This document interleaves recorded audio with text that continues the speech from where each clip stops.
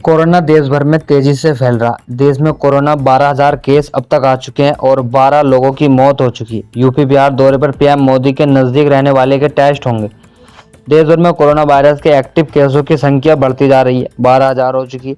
Maharashtra active cases के मामले में दूसरे नंबर पर है। यहाँ 325 मरीज हैं, इनमें से 316 मरीज सिर्फ मुंबई में हैं।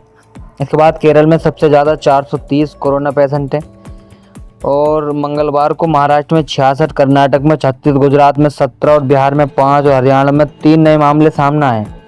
नॉर्थ ईस्ट में भी कोरोना के मामले सामने आने लगे। अरुणाचल प्रदेश में मंगलवार को 2 महिलाएं कोरोना पॉजिटिव पाई गई। इनमें एक को बुखार और हल्की खांसी है, जबकि दूसरी महिला में कोई लक्षण नहीं है। उत्तर प्रदेश के फिरोजाबाद में मंगलवार को 78 साल के कोरोना पॉजिटिव बुजुर्ग की इलाज के दौरान मौत हो गई। यह राज्य में कोविड के नए वेरिएंट से पहली मौत है। इसके अलावा महाराष्ट्र, राजस्थान, पश्चिम बंगाल, कर्नाटक और मध्य प्रदेश में कुल 11 मरीजों की मौत हो चुकी है। कुल मरने वालों की संख्या 12 पहुंच गई है। प्रधानमंत्री मोदी के 29 मई को यूपी बिहार दौरे के मद्देनजर राज्य का स्वास्थ्य विभाग भी अलर्ट है। निर्देश दिया गया कि पीएम के 100 मीटर के दायरे में रहने वाले सभी लोगों को कोरोना जांच होगी।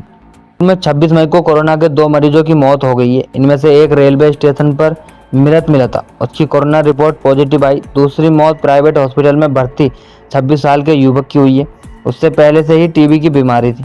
वहीं महाराष्ट्र के ठाणे में एक कोरोना पॉजिटिव महिला की इलाज के दौरान मौत हो गई। ठाणे में ही 25 मई रविवार को अस्पताल में इलाज करा रहे 21 साल के युवक की मौत हो गई और उसका 22 मई से इलाज चल रहा था। इससे पहले 17 मई को कर्नाटक के बेंगलुरु में 84 साल के बुजुर्ग की मौत हो गई। स्वास्थ्य विभाग ने बताया था कि बुजुर्ग की मौत मल्टी ऑर्गन फेलियर की वजह से हुई है। 24 मई को उनकी कोविड रिपोर्ट पॉजिटिव आई। केरल में 2 लोग की कोविड से मौत हो चुकी है।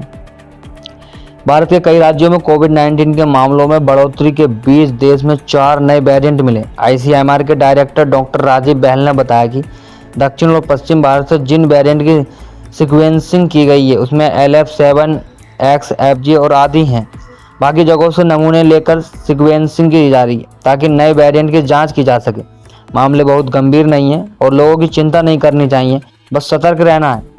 वर्ल्ड हेल्थ ऑर्गेनाइजेशन WHO ने भी उन्हें चिंताजनक नहीं माना। हालांकि निगरानी में रखे गए वेरिएंट के रूप में कैटेगराइज किया गया। चीन सहित एशिया के दूसरे देशों में कोविड के बढ़ते मामलों में यह वेरिएंट दिख रहा है। NB1.8 के अनुसार स्पाइक प्रोटीन म्यूटेशन अन्य वेरिएंट की तुलना में तेजी से फैलते हैं। इन पर कोविड के खिलाफ बनी इम्यूनिटी का भी असर नहीं होता। भारत में कोविड का JN वेरिएंट सबसे आम है। टेस्टिंग में आधे से ज़्यादा सैंपल में यह वेरिएंट मिलता। इसके बाद BA.2 26% और ओमिक्रॉन सबलाइनेज 20% वेरिएंट के मामले भी मिलते हैं। अमेरिका के जॉन्स हॉपकिंस यूनिवर्सिटी के अनुसार JN.1 अन्य वेरिएंट की तुलना में ज़्यादा आसानी से फैलता है, लेकिन यह बहुत गंभीर नहीं है। दुनिया के कई हिस्सों में यह सबसे आम वेरिएंट बना हुआ है। JN.1 एक ऐसी बीमारी है जिसके लक्षण कुछ दिनों से लेकर हफ्तों तक रह सकते हैं। अगर आपके पास लक्षण लंबे समय तक बने रहते हैं तो हो सकता है कि आपको लंबे समय तक रहना पड़े। कोविड हो यह एक ऐसी स्थिति है जिसमें कोविड-19 के कुछ लक्षण ठीक होने के बाद भी बने रहते हैं। एशिया में बढ़ रहे कोरोना केस में भारत में कितना खतरा बढ़ रहा है। सिंगापुर, चीन, थाईलैंड और हांगकांग एशियाई देशों के कोरोना फिर लौट आया। सिंगापुर में 13 मई तक कोरोना के 14,200 और थाईलैंड में 17 मई तक 33,030 नए मरीज मिले हैं।